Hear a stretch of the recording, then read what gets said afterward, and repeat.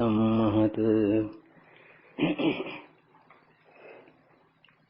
Revered Bhaumanji Maharaj, dear brother monks, devotees and friends.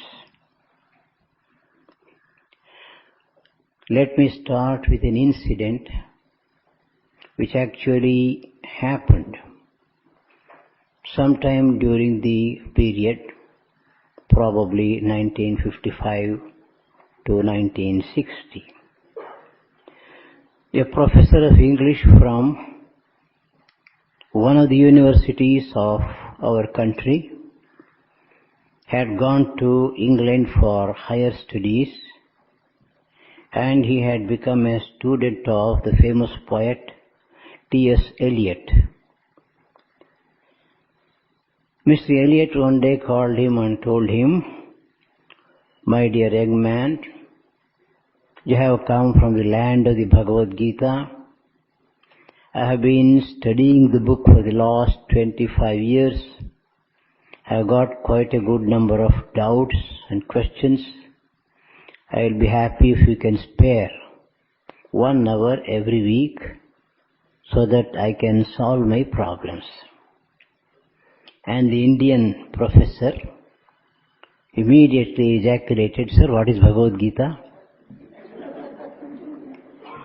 And Professor Eliot was very angry and scolded him, "What type of education system is yours? You do not know what Bhagavad Gita is."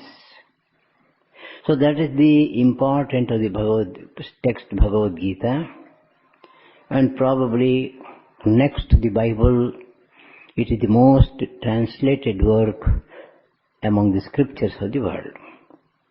But as you know very well, behind the translation of the Bible, there is the mighty power of the Christian church with its money and men.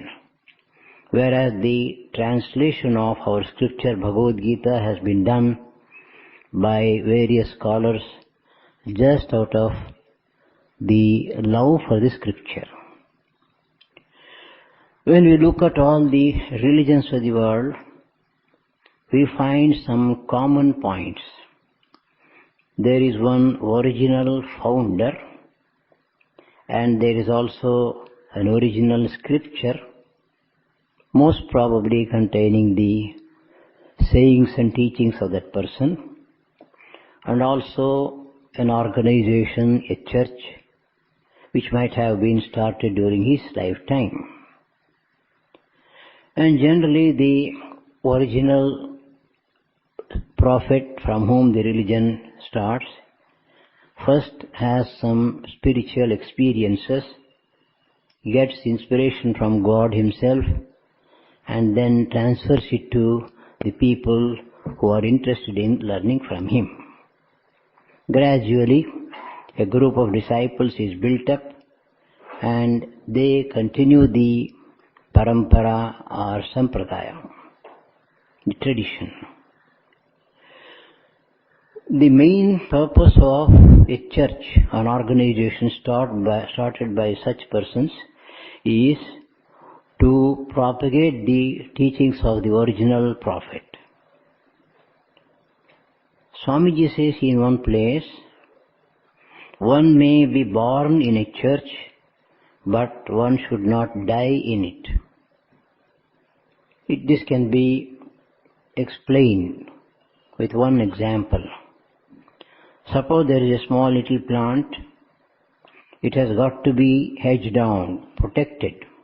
Otherwise animals will come and eat it up. But once the little plant grows into a mighty tree, it does not need a hedge. Even elephants can be tied to it. That is exactly what Swamiji means. In the early stages of our spiritual life, we need the help of an organization, a religious organization, commonly called as a church. But after taking the help of the church, we should grow spiritually to such an extent that we don't need the church, we should transcend it.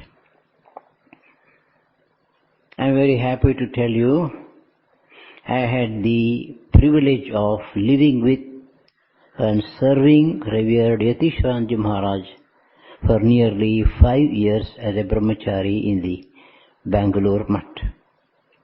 One day in our night classes, Maharaj suddenly said, "Today you need the Ramakrishna mission, but tomorrow the Ramakrishna mission must need you."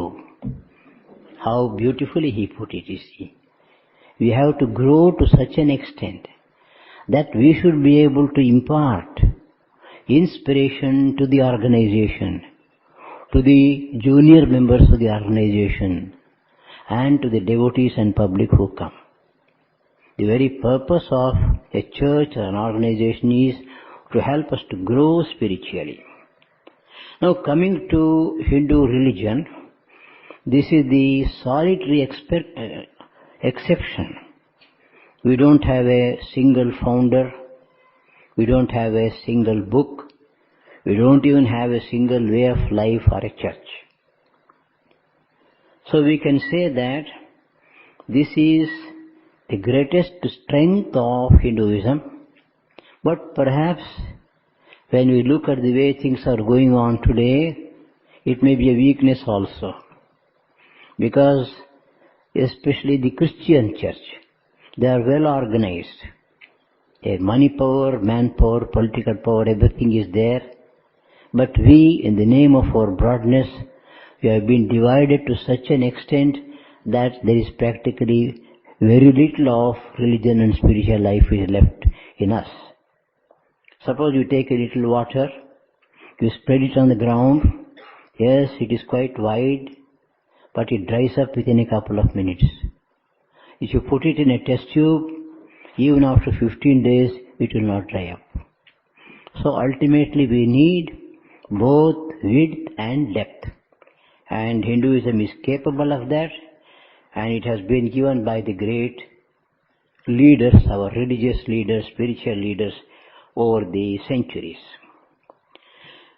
Now coming to the actual name Hinduism, Swamiji says that the Persian people, they recognize the Sindhu river. In Persian language, Sa is usually pronounced as Ha. So they called it a Hindu river, and the people living on the banks of the Sindhu river as the Hindus and so on. That's a historical definition. But we are not bothered about these academic details. Let us come back to the main scripture which we want to study today, the Bhagavad Gita. This is the most popular of all the scriptures of Hinduism. Even today it is being printed in lakhs, and people are getting more and more interested in it. They are trying to study it also. And for all practical purposes we can say it is the scripture of modern Hinduism. There was one great musician, Abdul Karim Khan, of the North Indian tradition, probably in 1920s. One day somebody asked him, he was very fond of his tampura. Somebody asked him, "Sir, is the tampura a musical instrument?" Because it doesn't give music like the veena. It simply gives a drone, basic sound. Then Abdul Karim Khan replied, "No, it is not at all a musical instrument." So this person who asked the question was very happy, but then Abdul Karim Khan replied, "It is my mother. It is my mother." So mother gives birth to the child and brings it up. Just like that, tambura is the basic instrument which should develop the power of music in us. So just like that, Gita is our mother. That is why Gandhiji called the Bhagavad Gita as Gita the mother, and his thoughts have been brought together in that wonderful book. The next point I would like to place before you is the historical period of Lord Sri Krishna. There are people who say that Rama and Krishna were mythical personalities. they did not really exist. But there are people like Bal Gangadhar Tilak and other great scholars who have worked out the dates according to the Indian calendar system of the ancient personalities. The beauty is, in all our scriptures, whether it is Mahabharata, Ramayana, or even some of the Puranas, whenever a great incident takes place, they have given the position of the stars and planets in the sky. So keeping that as the standard, it is possible to work backwards, and that is exactly what our scholars have done, including Bal Gangadhar Tilak and some Western scholars like Jacobi. So ultimately these scholars say that Sri Krishna is a historical personality, and the date that has been generally agreed upon for the Bhagavad Gita is 3102 BC. Well, we are not bothered about these academic matters. Let us go back to the scripture itself. Why is the Bhagavad Gita so famous? Even today it is extremely famous, and there are many people, devotees, students, children who are practically mugging up by hearting the Bhagavad Gita. Firstly, it is a part and parcel of the great scripture Mahabharata, which is known as the Panchama Veda. Revered Tyagishanji, one of the greatest scholars our mission has produced, once pointed out a particular important factor from the Mahabharata. He told me, in the whole of the Mahabharata, wherever Krishna has spoken, the book says Shri Krishna Uvacha. But only in the Bhagavad Gita, the word Shri Bhagavan Uvacha has been used. That shows how important the Bhagavad Gita or the scripture called the Bhagavad Gita is. Then another important factor is that Arjuna raised some questions, some doubts in the battlefield, and the Lord replied to those questions very convincingly, and Arjuna's doubts were cleared, and then he was ready to fight to fulfill the duties that are put on his shoulders. My samshaya is gone, karishye vachanam tava. I am going to implement what you have taught me, what you have told me. So the main teaching of the Bhagavad Gita to Arjuna was, we have to perform our duties, discharge our responsibilities, however unpleasant they may appear to be. The questions that are raised and the answers given by the Lord in the Gita are so relevant, they can be applied even today in our day-to-day life. Not only that, the assurance that Sri Krishna gives in the Bhagavad Gita, if you are familiar with those words, they can inspire us at those periods of our life when we are probably very much dejected. Name bhakta pranashyati yogakshemam vahamyaham and so on. So these teachings can reverberate in our minds and hearts and raise us up during the periods of crisis. Sometimes people say that Gita is not at all a spiritual scripture, it is only a Niti Shastra, a manual of ethics and morality. But it is not so, as we find in the colophon of the Bhagavad Gita, given at the end of each chapter. Iti Srimad Bhagavad Gitasu Upanishatsu Brahma Vidyayam Yoga Shastri. So it is Upanishad, it is Brahma Vidya, and it is also Yoga Shastra, the path that leads to the realization of Brahman. What is the most essential teaching of the Bhagavad Gita? Sri Ramakrishna, during the course of his talks in the Gospel, says in one place, you repeat the word Gita a number of times. Gita, Gita, Gita. As a result of that, you find that it produces another word, tagi, tagi, tagi. In Bengali language, tya is pronounced half, tagi. So, Gita, Gita, Gita means tyagi, tyagi, tyagi, become a tyagi. Renouncing work, renouncing attachments to the things of the world, and so on and so forth. So renunciation is the basic teaching of the Upanishad, of the Bhagavad Gita, according to Sri Ramakrishna. Revered Ranganathanji Maharaj used to tell us a story. There was a king, he was very much interested in studying the scriptures. There was one great Pandit. He thought he had mastered the Bhagavad Gita. So one day he went to the king and told him, "Sir, I want to teach you the Bhagavad Gita." And the king went on postponing. Probably after a month or so, he said, "All right, from tomorrow we can start our Gita class." So the Gita class was started, and the Guru said, "Dharma kshetre kurukshetre." Immediately the teacher told him, "Sir, enough.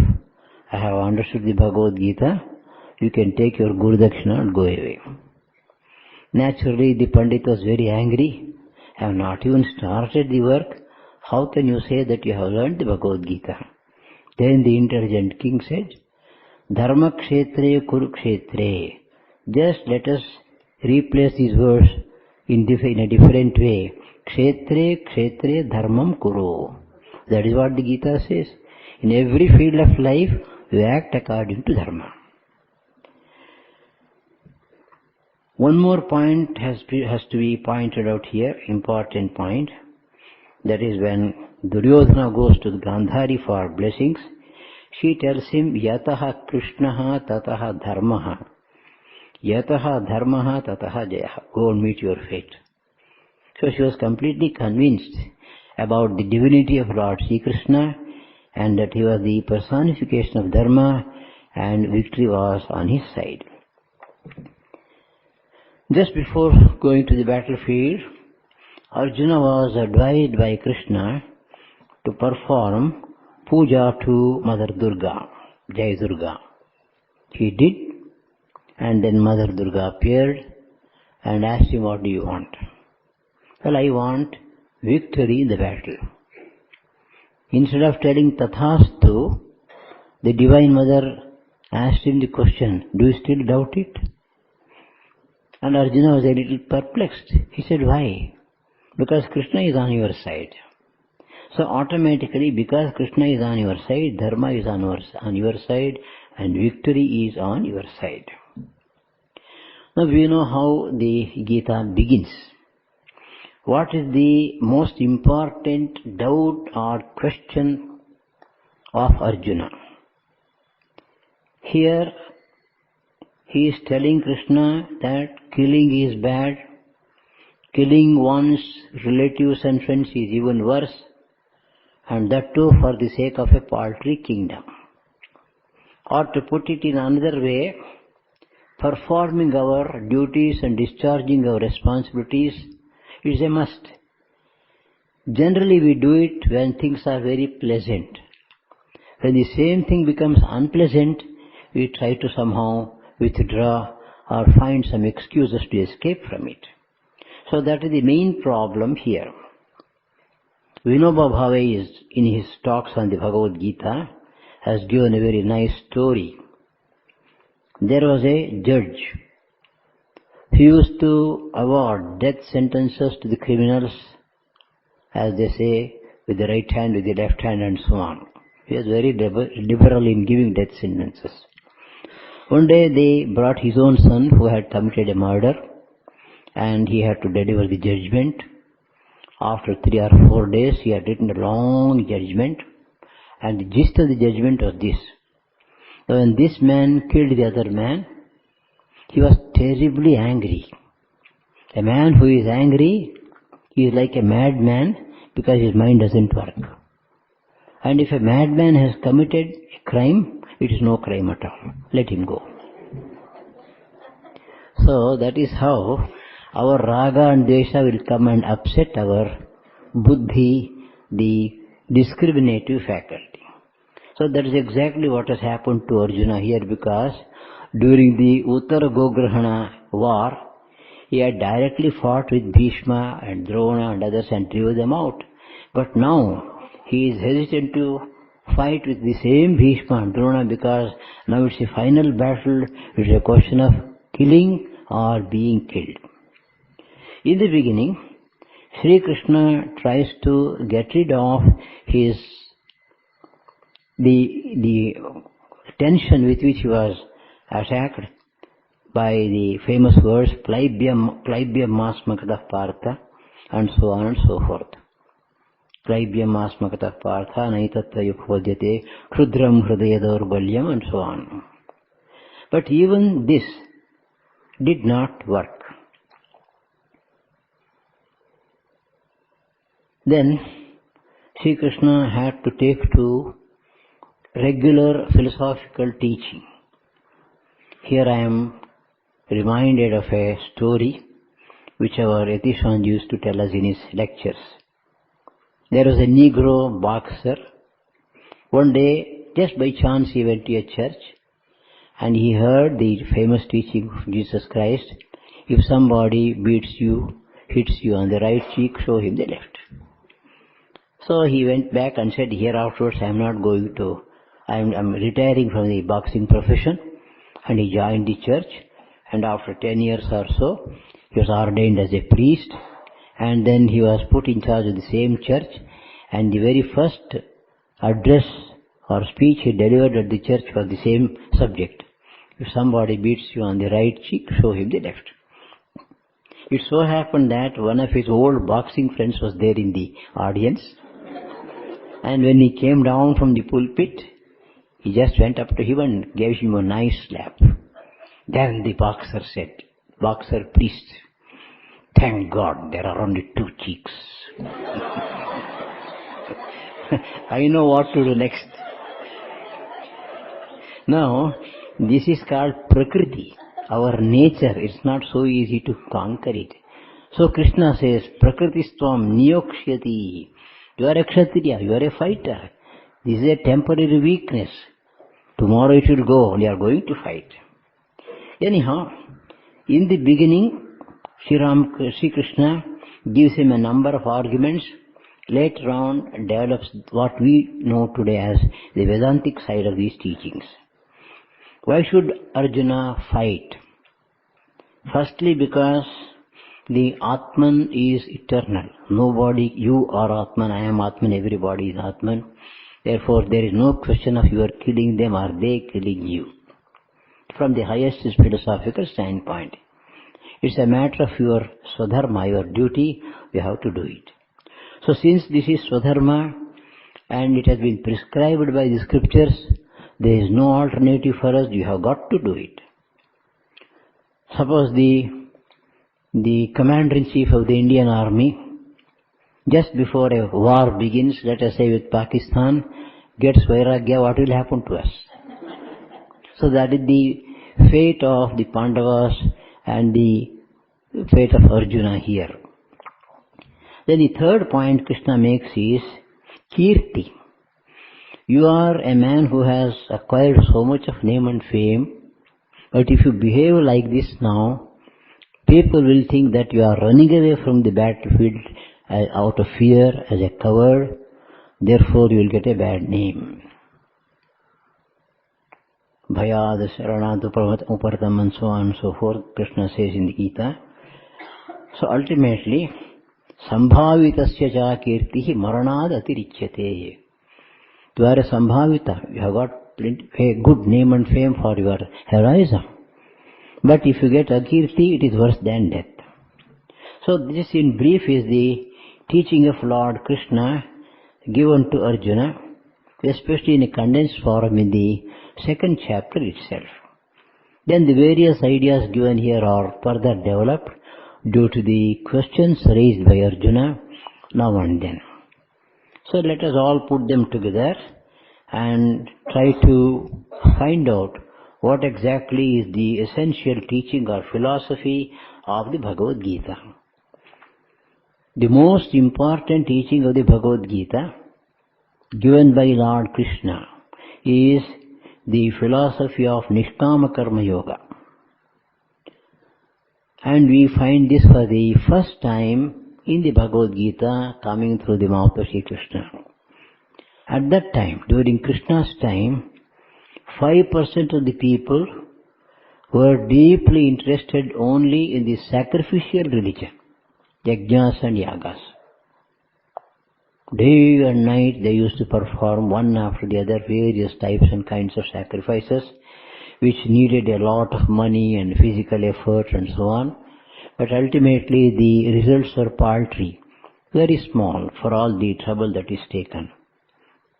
As against this, there was another group, hardly another 5%, the sages of the Upanishads, who rebelled against it.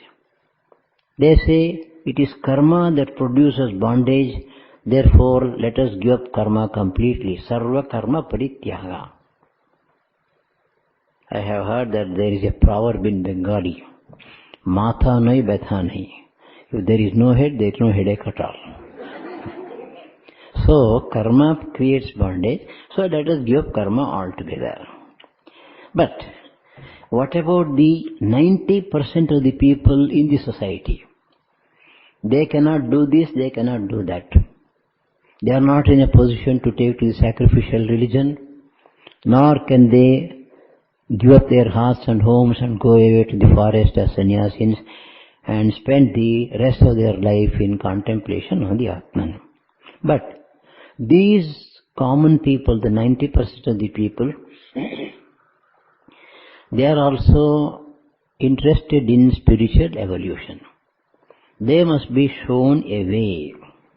This is exactly what Lord Sri Krishna has done. He has shown them the middle path. It's not necessary to go to either of the extremes. There is a path which you can easily adopt in your life. Now, does karma really produce bondage? This is the fundamental, basic question. Karma is jada and you are chetana. How can what is jada bind you who are chetana? So there is a very interesting story to illustrate this. There is a great sannyasi. During his Parivrajaka days, one day, he had come to the capital of another kingdom, and when he was begging, it just happened that he was standing in front of the palace also and begged, and the king saw him. The king was very much impressed by him and requested him, well, Babaji, why don't you live with me? We can take care of you. You are a holy man and so on. But the sannyasin said, no, it is against the swadharma of the sannyasin. I cannot live in your palace. But when I go out for bhiksha, I can also come to your house and take your share. Then after some time, the king requested him. It seems that there is a great scripture called Bhagavatam, and I would very much like to study that scripture under you. The sannyasin agreed, all right.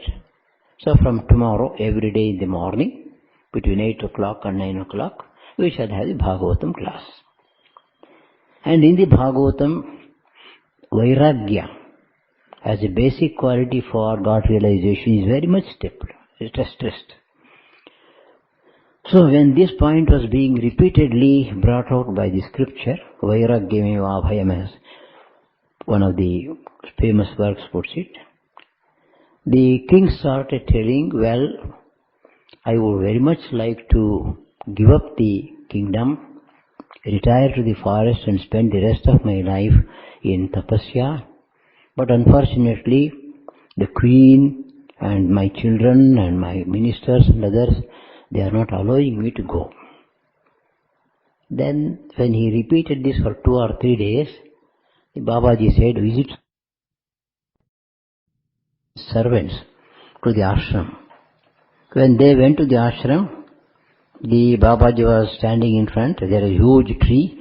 He was embracing the tree like this and struggling, as if this tree was holding him. Then when they asked him, so the king is waiting for you, please come. Yes, yes, I want to come, but the tree has caught hold of me, I cannot come. They thought something has happened to this man, and they went away. Then the king himself came. He also put the same question, got the same answer. But this king was intelligent. He said, sir, are you holding on to the tree, or is the tree holding on to you? Please tell me. Then immediately he released his hands. You tell me, are you holding on to the kingdom, or is the kingdom holding on to you? So, Jada can never bind the Chetana. So in Nishkama Karma Yoga, that is the most important point we have to realize. Karma or action can neither bind nor liberate you. It depends upon the way you look at it and you use it. Now there is a lamp, let us say. Sri Ramakrishna gives this example in the Gospel. A lamp is burning in a small kutia, small cottage. One person comes, opens the Bhagavad Gita and goes on reading it, sheds tears out of devotion. After some time, another person comes stealthily, looks here and there, sits near the lamp, takes out a checkbook which he has stolen from somebody and forges the signature. Now Sri Ramakrishna says, one person is doing a holy work, punya karma, the other person is committing a sin. Is the lamp responsible for that? No. It is the nature of the lamp to give light. The way you use that light, according to that you will get the fruits and results. So if you use it for a good purpose, your results will be good. If you misuse it and abuse it, the results will be bad. Similarly, let us see, there is a very fine knife, very sharp knife. We can cut fruits and offer to the Lord. If the thieves have tied up a person in the house and then robbed away all the things, we can go and cut the rope and release him. Or the same knife can be used for committing suicide or killing others. It is not the fault of the knife. Ashahi paramam dukkham nairashyam paramam sukham. That is how the Bhagavatam puts it. It is asha, it is desire for the results that actually binds us to the karma and ultimately makes us its slaves. I was in Mysore between 1964 and 69. So in front of our ashram, it's a more or less quiet place, and I used to see a gentleman going for a walk every day in the morning, a huge Alsatian dog. So the master of the dog thought he was the master of the dog and he was taking it for a walk, but it was the other way.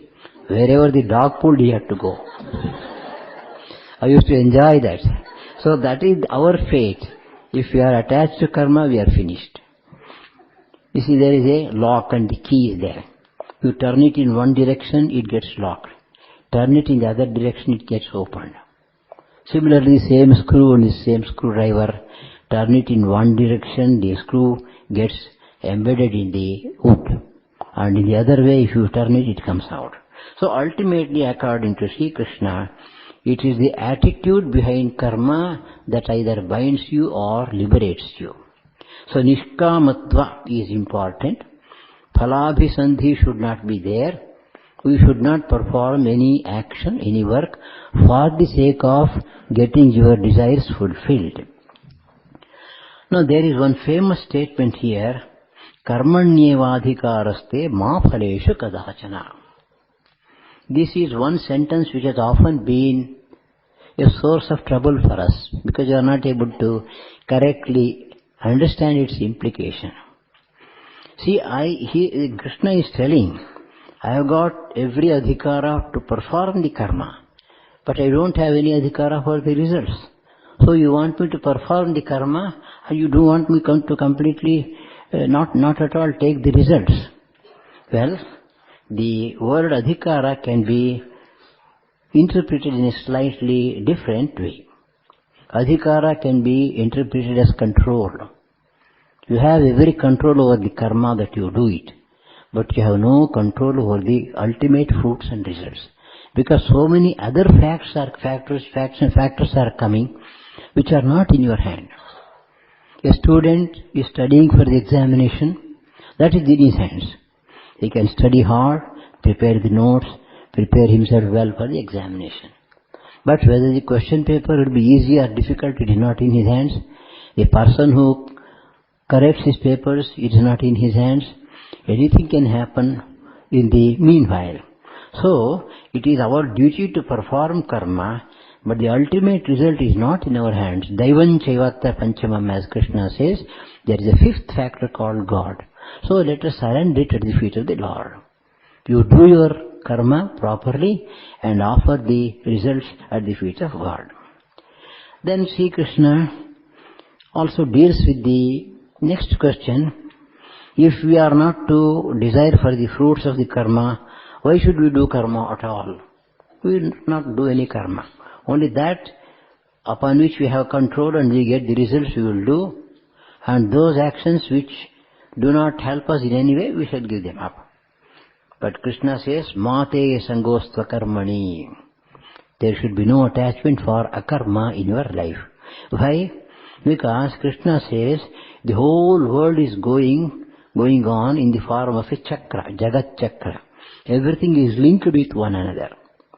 He gives the example of the gods and the human beings being created by Chaturmukha Brahma, and the link of sacrifices being given to them. So human beings perform the sacrifices and please the gods.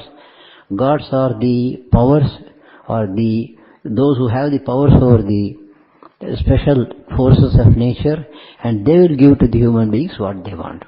Parasparam bhavayantaha shreyaha paramavapsyatha. So the whole world is going on in such a way that there should be mutual help and cooperation. Therefore, even if one link is lost in between, the Jagat Chakra can be disturbed. So as being a part and parcel of the system called work, the prapancha or world, you should not give up your duties and responsibilities. Do them as best as possible. In this connection, Sri Krishna also says, Yad yada charati shreshtaha tatta devetaro janaha sayat pramanam kurute lokasta dhanuvartate. There are leaders in the society. For instance, in the house, father and mother are the leaders, elder brother, elder sister are the leaders. In the school, teacher is the leader. In a government office, officer is the leader, and so on and so forth. So these people who are leaders in any system, whatever they do, the other people also follow them. Therefore, the leaders will have to be extremely careful. Once, probably in 1949, three of our friends, two friends and one monastic brother, had gone to Tiruvannamalai to see Ramana Maharshi. They had come back, and I was also standing in the ashram in front of Revered Tyagishananji. After describing their experiences, they gave the prasad they had brought, a little vibhuti and kumkum and sugar candy, which they had brought from the Ramanashram. We took it, but Tyagishananji did not take. So I was just watching it. And after my friends left, I asked him, Sir, Swamiji, what is this? You will take the prasadam which is offered only to Sri Ramakrishna. You will not touch any other prasadam. Is it the rule with you? I took him to task. Then he just laughed. He said, do you know the meaning of prasadam? Yes, prasada is something offered to God and we eat it. We are sure that he doesn't eat it, so we take it. Then he said, Prasade sarvadukhanam hanirasthyopajayate. Prasada means peace of mind. When we offer something to God and then take it, our mind automatically goes to God because it is associated with God. To that extent it gives us peace of mind. So in a primary sense, prasada means peace of mind. This is only in a secondary sense. And then he said, I have got that prasada in the primary sense. I don't need this. Then immediately he also added, but I forgot that you boys were in front of me. See how you have mistaken me? Go and bring them back. So I brought back my friends, and again he took the vibhuti and prasada mandhara. So that is what Sri Krishna is telling us. Yad yadatarti shresthaha. So there must be kartavya prajna. We must do our duty and responsibility. Whether we are going to get the fruits and results in our own life or our sake, it doesn't matter. We do it for the society, and through the society it will help everybody else. Say for instance, an old man, he is planting coconut trees, let us say, samplings. And he is not going to reap it, because after 10 years, 15 years only the coconut should start coming. By the time he is gone. But he says that my father, my grandfather have done it for my sake, so it is my duty to do it for the sake of my children and grandchildren. That should be the attitude of every citizen in our country. We have to perform our duties and responsibilities not only as a worship of God, as a part of our duty, but also for the good of the society ultimately. There is one more point that the Lord has given us here. Yogaha karmasu kaushalam. Yoga is dexterity in action.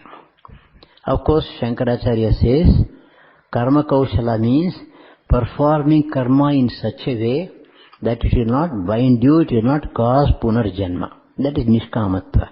That is the highest sense. But Swamiji says, you can take it in the ordinary sense of day-to-day life also. A karma that is to be done, let us do it perfectly. Say for instance, I have been asked to sweep this room, let us say. I put my whole mind and heart into it and then sweep the room very nicely. Two things happen. One is the room gets cleaned. Secondly, it puts a samskara on my mind. Do it perfectly. So that samskara will help me in whichever field of life I go. Suppose I want to study, I want to meditate, I want to help other people, the mind says do it perfectly. So Swamiji says, karma kaushala can be interpreted even in the ordinary sense. Then we go to the next idea that Lord Sri Krishna has given us.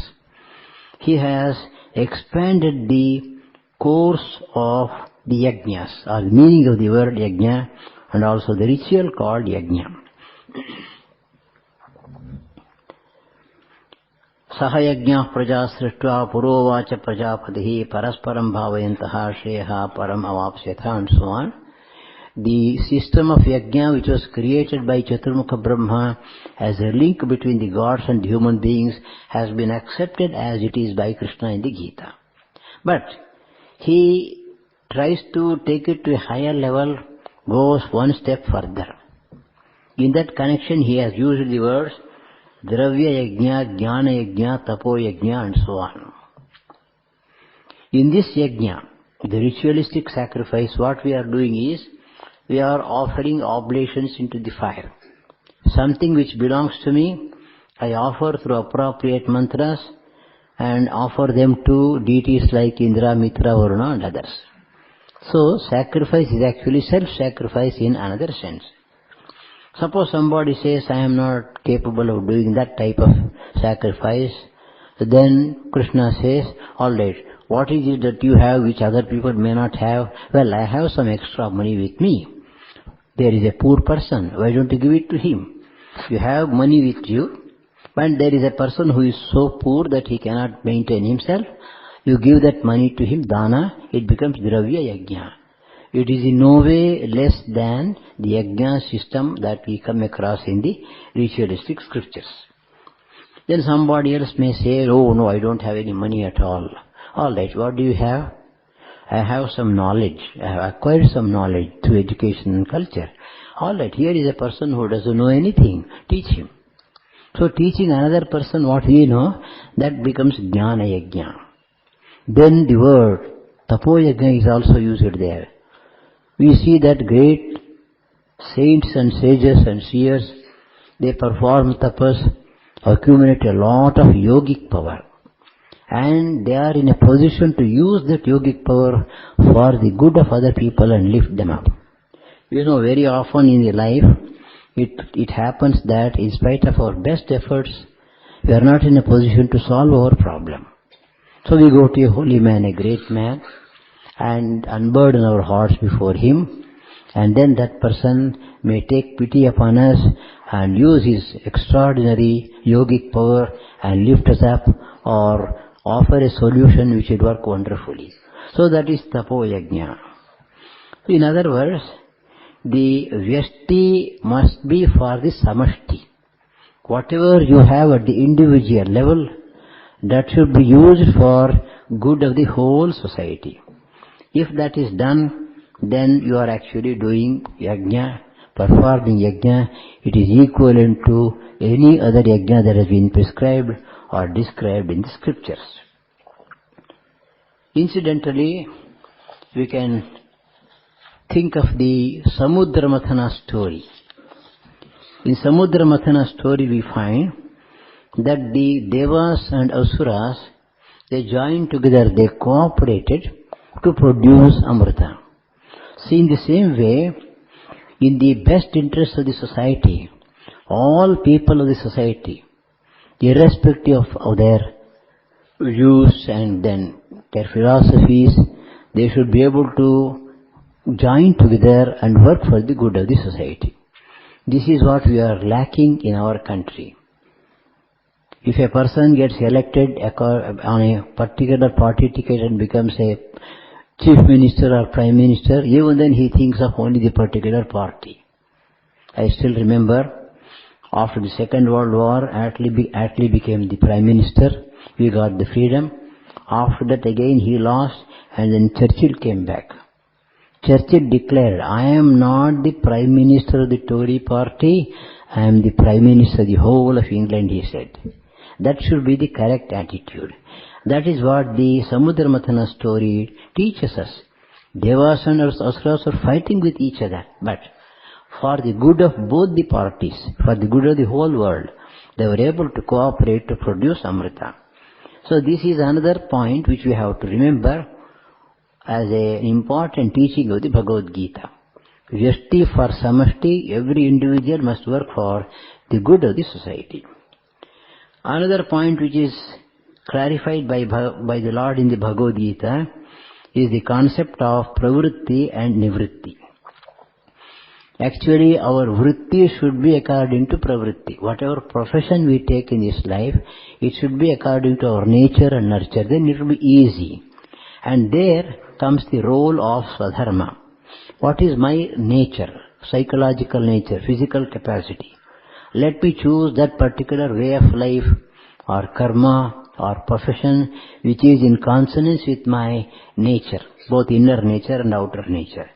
If that is possible, then we will be able to give our maximum service to the society and also will be lifting ourselves up.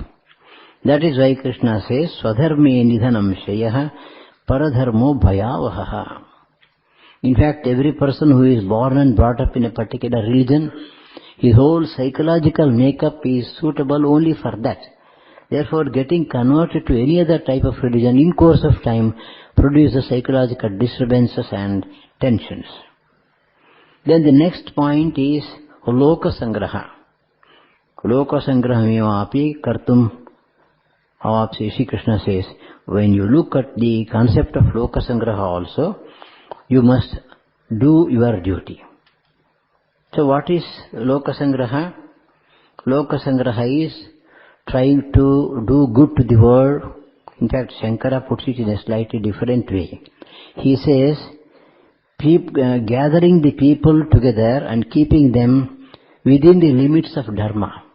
You see that you lead a dharmic life and you see that the people also lead a dharmic way of life. Keep them within the limits of Dharma. That is real Loka Sangraha. The greatest service we can do to the world is by leading a good life and showing the way to others. Swamiji puts it in a very simple sentence, be and make, he says. Again, one story I remember which our Yatishwan used to tell us. There is a Protestant teacher, a preacher, and he had a little daughter, 4 or 5 years old. He used to take her to the church every Sunday so that the child can get the samskara. So one day the child committed some mistake or mischief, So the father told him, no, my dear girl, you should not do that, you should not do this, and so on. Preaching. Then the little girl asked him, Papa, is it real or is it Sunday preaching? Because he had found whatever the father had taught at home, he would never follow. He had taught at the church. So, if Loka Sangraha is to be done, be and make, we should first do it in our lives. Then only people will believe and we can show the way to others. And coming to the sadhana at the personal level, Lord Sri Krishna has shown us the balanced combination of all the four yogas. He has used the same word yoga for karma yoga, for raj yoga, for bhakti yoga and jnana yoga. So balanced combination of all the four yogas, yoga samanvaya, is another teaching we come across in the Bhagavad Gita. And finally, for the first time, we come across the principle of avatara. Yada yada hi dharmasya, we quote it very often. Whenever dharma goes down and adharma comes up, the Lord will come, incarnate himself in a human form to regain the balance. And also the concept of Sharanagati is also given towards the end. Towards the end of the last chapter, Sarva Dharman Parityajya.